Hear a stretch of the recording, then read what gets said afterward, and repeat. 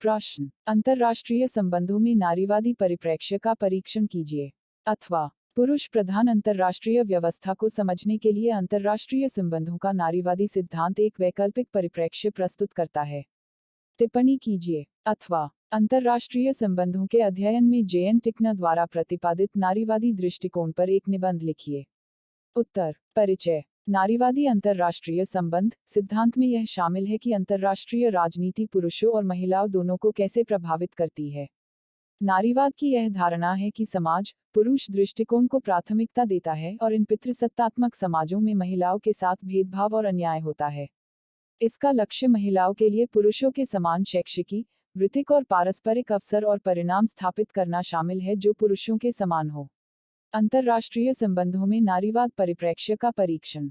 अंतर्राष्ट्रीय संबंधों में नारीवादी परिप्रेक्ष्य अंतर्राष्ट्रीय संबंधों के अध्ययन के लिए एक महत्वपूर्ण दृष्टिकोण है जो वैश्विक राजनीति में लिंग और शक्ति के बारे में पारंपरिक धारणाओं और सिद्धांतों की जांच को चुनौती देना चाहता है।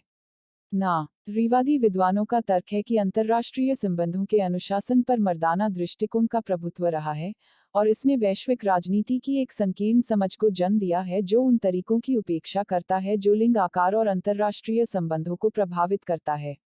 नारीवादी अंतर्राष्ट्रीय संबंध विद्वान वैश्विक राजनीति को आकार देने में महत्वपूर्ण कारक के रूप में लिंग के महत्व पर जोर देते हैं। उनका तर्क है कि पारंपरिक आईआर सिद्धांतों ने अंतर्राष्ट्रीय संबंधों को आकार देने में लिंग की भूमिका की उपेक्षा की है और इसका परिणाम दुनिया की अधूरी और अपर्याप्त समझ के रूप में सामने आया है। नारीवादी विद्वानों ने भी महिलाओं के अधिकारों, लिंग आधारित हिंसा और लैंगिक असमानता के अन्य रूपों से संबंधित मुद्दों को गंभीरता से लेने में विफलता के लिए आईआर के अनुशासन की आलोचना की है। नारीवादी विद्वानों ने अंतर्राष्ट्रीय संबंधों के अध्ययन में कई महत्वपूर्ण योगदान दिए हैं। अंतर्राष्ट्रीय राजनीति को आकार देने में लिंग की भूमिका को उजागर करना एक महत्वपूर्ण योगदान रहा है।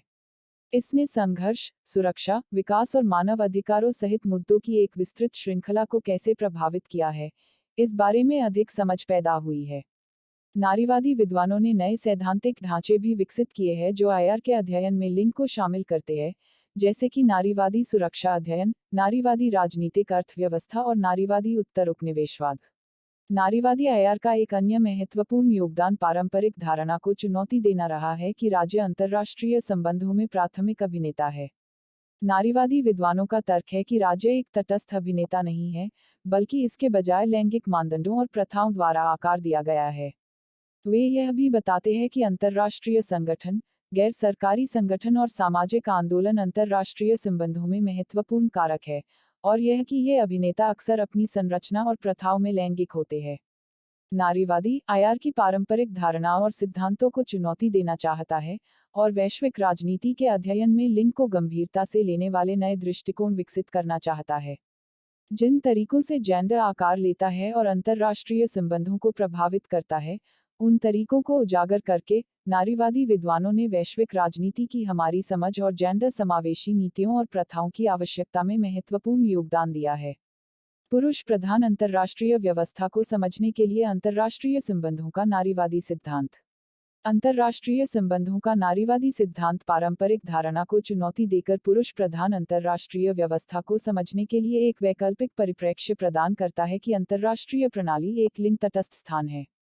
नारीवादी आईआर विद्वानों का तर्क है कि लिंग अंतर्राष्ट्रीय संबंधों का एक मूलभूत पहलू है और अंतर्राष्ट्रीय व्यवस्था इस तरह से संरचित है जो पुरुष प्रभुत्व और विशेषाधिकार को मजबूत करती है।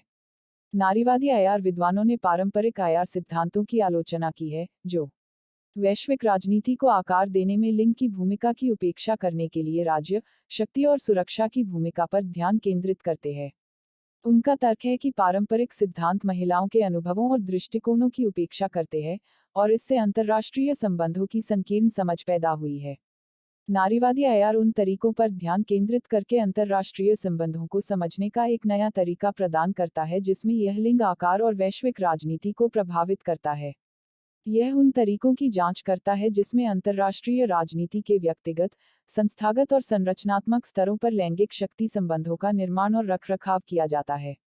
नारीवादी विद्वानों ने उन तरीकों की पहचान की है जिनमें वैश्विक राजनीतिक प्रणाली द्वारा लिंग आधारित हिंसा, भेदभाव और असमानता को कायम रखा जाता है। नारीवादी आईआर पुरुष प्रधान अंतर्राष्ट्रीय व्यवस्था को चुनौती देने में गैर राज्य अभिनेताओं की भूमिका पर भी प्रकाश डालती है, जैसे कि अंतर्राष्ट्रीय नारीवादी नेटवर्क। ये नेटवर्क वैश्विक स्तर पर महिलाओं के अधिकारों, लैंगिक समानता और सामाजिक न्याय की वकालत करने में सहायक रहे हैं। अंतर्राष्ट्रीय संबंधों के अध्ययन में जे.एन. टिकनर द्वारा प्रतिपादित नारीवादी दृष्टिकोण। जे.एन. टिकनर एक प्रसिद्ध नारीवादी विद्वान है जिन्होंने वैश्विक राजनीति के अध्ययन के लिए अपने नारीवादी दृष्टिकोण के माध्यम से अंतर्राष्ट्रीय संबंध आईआर के क्षेत्र में महत्वपूर्ण योगदान दिया है।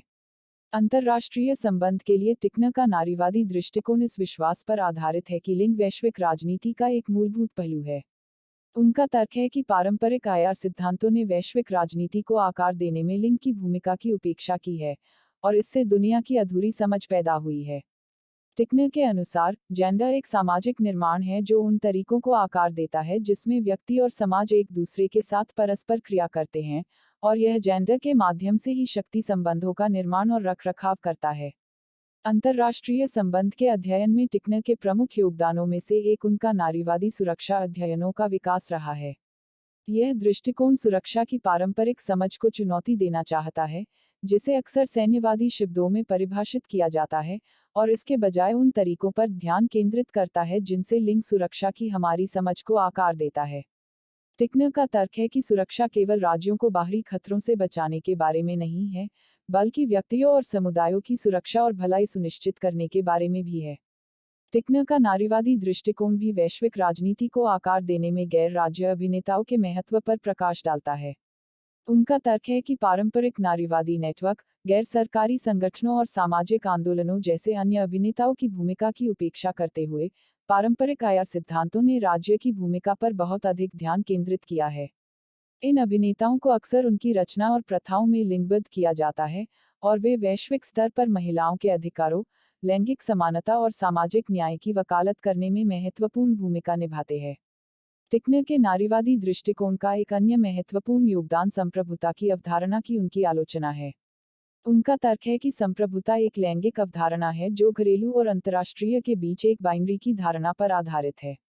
यह बाइनरी मानता है कि घरेलू क्षेत्र, जो महिलाओं और स्त्रीत्व से जुड़ा है, अंतर्राष्ट्रीय क्षेत्र से अलग है, जो पुरुषों और पुरुषत्व से जुड़ा है। टिकनर के अनुसार, यह बाइनरी अंतर्राष्ट्रीय प्रणाली में महिलाओं के हाशिए पर जाने को पुष्ट करती है, और इस बाइनरी को चुनौती देने के माध्यम से ही हम वैश्विक राजनीति की अधिक समावेशी और लिंग संवेदनशील समझ विकसित करना शुरू कर सकते हैं। निष्कर्ष: अंतर्राष्ट्रीय संबंधों के अध्ययन के लिए जे.एन. टिकनर के नारीवादी दृष्टिकोण ने इस क्षेत्र में महत्वपूर्ण योगदान दिया है। वैश्विक राजनीति को आकार देने में लिंग के महत्व पर उनका ध्यान, नारीवादी सुरक्षा अध्ययनों का उनका विकास, गैर राज्य अभिनेताओं की भूमिका पर उनका जोर, और संप्रभुता की अवधारणा की उनकी आलोचना ने पारंपरिक आईआर सिद्धांतों को चुनौती दी है और वैश्विक समझ का विस्तार किया है। प्रस्तुति समापन। आपका धन्यवाद। Disclaimer: This notes has been made after a lot of research, yet the accuracy of the answers may vary. The author assumes no responsibility or liability for any errors or omissions in the content of this notes.